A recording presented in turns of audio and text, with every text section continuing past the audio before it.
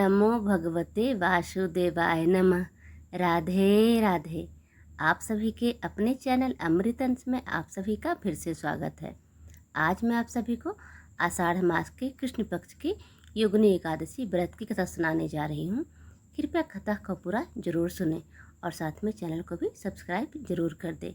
आप सभी को योगिनी एकादशी व्रत की हार्दिक शुभकामनाएं। हिंदू धर्म ग्रंथों में हर एकादशी का अपना अलग अलग महत्व बताया गया है। इन्हीं अलग अलग विशेषताओं के कारण इनके नाम में भी भिन्न भिन्न रखे गए हैं। प्रत्येक वर्ष में 24 एकादशियाँ होती हैं। अधिक मास की एकादशियों को मिलाकर इनकी संख्या 26 हो जाती है। इन्हीं एकादशियों में एक एकादशी आषाढ़ माह के कृष्ण पक्ष की एकादशी, जिसे योगिनी एकादशी कहते हैं। योगिनी एकादशी का उपवास रखने से समस्त पापों का नाश होता है तथा इस लोक में भोग और परलोक मुक्ति भी मिलती है। पंचांग के अनुसार आषाढ़ माह के कृष्ण पक्ष की एकादशी तिथि 21 जून सुबह 7:18 से शुरू होकर 22 जून को सुबह 4:27 तक रहेगा। उदया तिथि पड़ने के कारण यह व्रत कल यानी 21 जून दिन शनिवार को रखा जाएगा। हिंदू पंचांग के अनुसार एकादशी पर भद्रा का साया सुबह 5:24 से सुबह 7:18 तक रहेगा। योगिनी एकादशी पूजन मुहूर्त।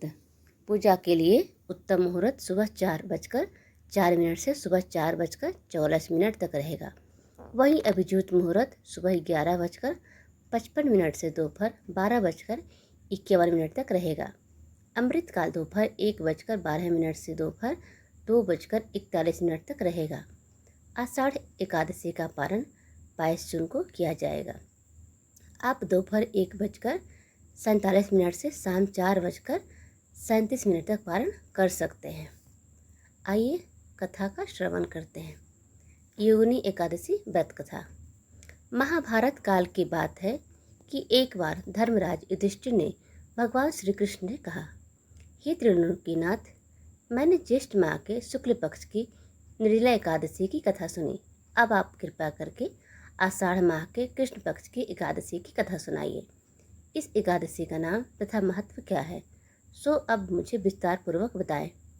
श्री कृष्ण ने कहा, हे पांडुपुत्र, आषाढ़ माह के कृष्ण पक्ष की एकादशी का नाम योगिनी एकादशी है।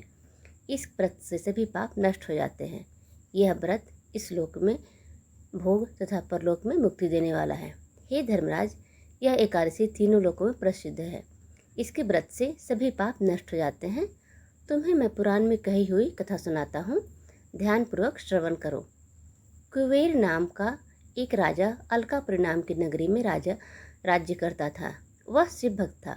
उनका हेममाली नामक एक यक्ष सेवक था जो पूजा के लिए फूल लाया करता था। हेममाली की विशालाक्षी नाम की एक अति सुंदर स्त्री थी।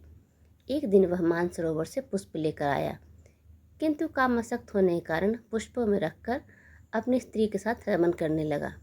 इस भोग विलास में दोपहर हो गई। हेममाली की राह देखते देखते जब राजा कुबेर को दोपहर हो गई तो उसने क्रोधपूर्वक अपने सेवकों को आज्ञा दी कि तुम लोग जाकर पता लगाओ कि हेममाली अभी तक पुष्प लेकर क्यों नहीं आया।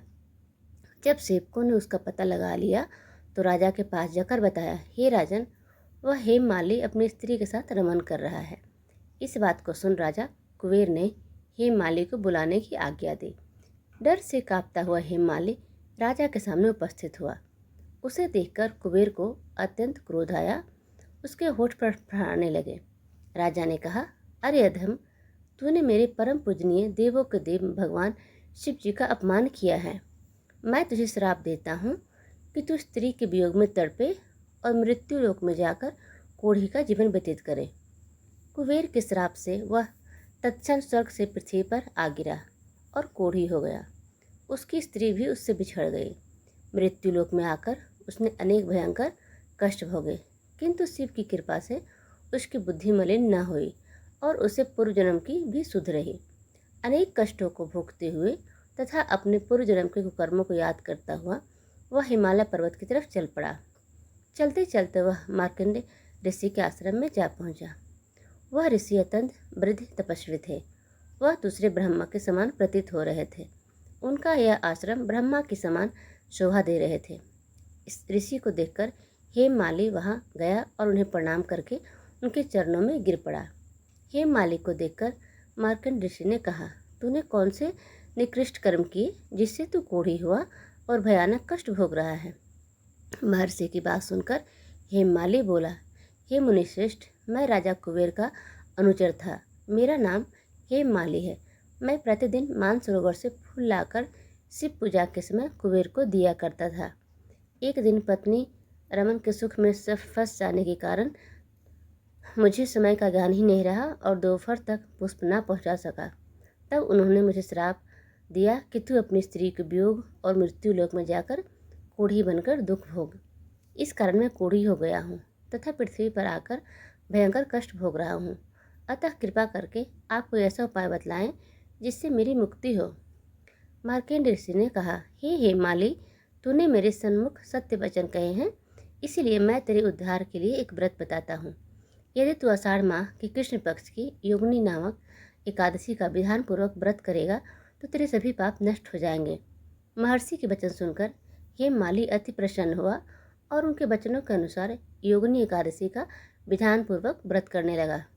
इस व्रत के प्रभाव से अपने पुराने स्वरूप में आ गया और अपनी स्त्री के साथ सुखपूर्वक रहने लगा। भगवान श्री कृष्ण ने कहा, हे राजन, इस योगिनी एकादशी की कथा का फल 88,000 ब्राह्मणों को भोजन कराने के बराबर है। इस व्रत करने से सभी पाप नष्ट हो जाते हैं और अंत में मोक्ष प्राप्त करके प्राणी स्वर्ग का अधिकारी बनता है। भगवान विष्णु को पीला रंग बहुत पसंद है, इसीलिए किसी ब्राह्मण को पीले रंग के कपड़े दान करना शुभ फल देता है। इससे घर में समृद्धि, सुखी और शांति आती है। साथ ही आपको भी इस दिन पीले कपड़े पहनने चाहिए। कथा सुनने के लिए आप सभी का बहुत बहुत धन्यवाद। प्लीज़ चैनल को सब्सक्राइब, लाइक, कमेंट करना ना भूलें। धन्यवाद।